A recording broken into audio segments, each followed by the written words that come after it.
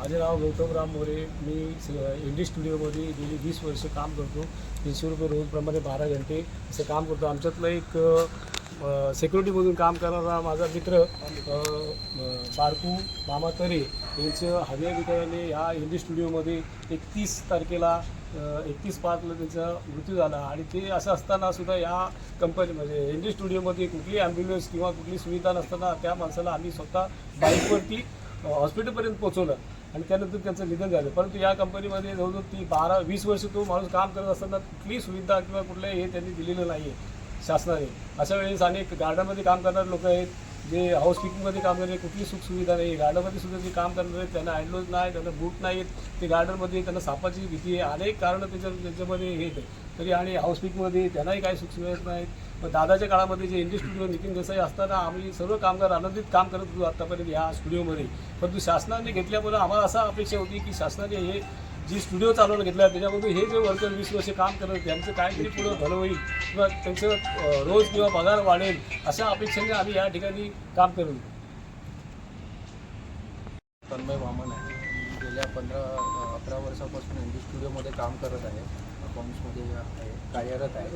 आणि आम्ही आता आमचे जे सहकारी होते ते बारकू मामा तरे त्यांचं निधन झालेलं स्टुडिओमध्येच काम करत असताना.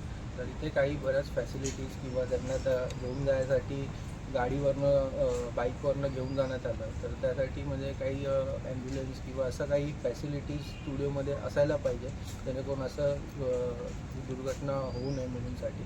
आणि त्याचबरोबर आमचे कामगारांचे प्रश्न असे आहेत की आम्ही बरेच वर्षापासून म्हणजे 20 काही 25 जे स्टुडिओ चालू झाल्यापासून आम्ही कामं करत आहोत. आणि आम्हाला शासनाने ताब्यात घेतलेला स्टुडिओ होता आणि नंतर आम्हाला न सांगता त्यांनी आम्हाला कॉन्ट्रॅक्ट बेसिसवरती टाकण्यात आलेलं.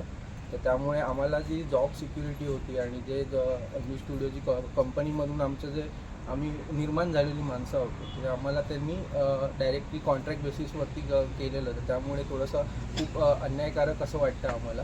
तर त्यामुळे आमची जॉब सिक्युरिटी रिलेटेड पण खूप मोठा कन्सर्न निर्माण आहे सगळ्या एम्प्लॉईजमध्ये. तर त्यामुळे शासनाने आणि CM किंवा जे कन्सर्न मिनिस्टर्स आहेत की त्यांनी पण थोडंसं लक्ष घालून त्या कामगारांसाठी प्रश्न उचलून धरून तो एक मार्गी लावावा हेच सगळ्यांसाठी निवेदन आहे. ह्या कलाकारांची भूमी आहे आणि इंडी स्टुडिओ हा कलाकार नितीन देसाईंच्या बरोबर आम्ही वर्षानुवर्ष काम केलेलं आहोत.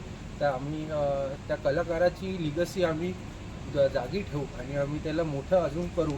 तर त्यासाठी आम्हाला प्रोत्साहित म्हणून आमचं जे रोजगार आहे आणि आम्हाला जो पगार भेटला पाहिजे सर्वांना ते त्यांनी केलं पाहिजे असं आम्हाला अपेक्षित आहे.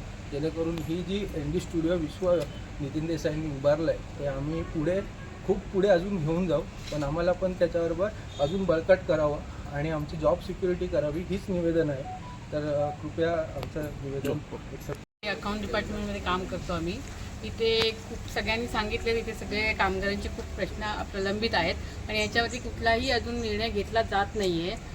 आणि इथे एक मुद्दा असा आहे की इथे लोकांच्या PFसाठी पण इथे कोणी ऑथराईज पर्सन नेमलेला नाही आहे. जेणेकरून त्यांच्यामध्ये काही चेंजेस करायचे असतील, कोणाच्या नावात चेंजेस आहे, कोणाच्या जन्मतारखेमध्ये चेंजेस करायचे असतील तर ते आज होत नाही आहे आणि त्यांना त्याच्यामुळे त्यांचा PF काढता येत नाही. काही अर्जन्सी असेल कोणाच्या घरी तर त्यांना PF काढता येत नाही. आणि हे गोष्ट आम्ही जवळजवळ 2 वर्ष झाली आम्ही शासनापुढे आणि ह्याच्यामध्ये सांगितलेलं आहे ऑफिसर्सना, पण कोणी त्याकडे लक्ष दिलं नाही आहे.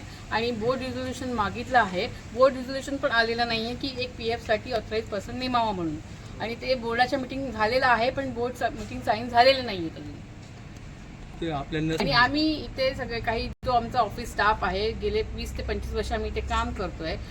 इंडी जायटवाडच्या पेरोलवरती आम्ही परमनंट म्हणून इथे काम करत होतो आणि आम्हाला इथे शासनाने घेतल्यानंतर सप्टेंबर 24-25 पासून आम्हाला न करता काही पूर्वसूचना न देता कॉन्ट्रॅक्ट सिस्टीममध्ये टाकलेलं आहे. आणि ह्याची विचारणा केल्या असता आम्हाला त्याच्यात काही उत्तरं मिळत नाही आहेत, म्हणजे सॅटिस्फॅक्टरी उत्तरं मिळत नाही आहेत. गेले 2 वर्षापासून इथे काम करतोय. आता जे सर महेश बांगरे सर जे आलेले आहेत ते अशा पद्धतीने मी अकाउंटर म्हणून आलेले आहे. पण ज्यावेळेस आम्हाला लेटर द्यायच्या टायमात त्यांनी प्रशासकीय अधिकारी म्हणून लेटर दिलेले. हा लेटर माझ्याकडे अजून प्रूफ म्हणून आहे. कमी करण्यात नोकरी कमी करण्यासाठी नाही केलं. म्हणजे खोटं बोलून दिशाभूल करतात थोडं थांबलं ते खाली टाका आम्हाला. खोटे तर मला 2 वेळा त्यांनी असं केलेलं आहे. मी एकदा आमदारांच्या साहाय्याने मला परत इथे नोकरी भेटलेली आहे. दुसऱ्या वेळेस ज्या वेळेस आम्ही ड्रायव्हर लोक बोलत असताना एका ठिकाणी थांबून त्यावेळेस त्यांनी आम्हाला हा लेटर दिलेला आहे. जरा याच्यावर लक्ष घाला.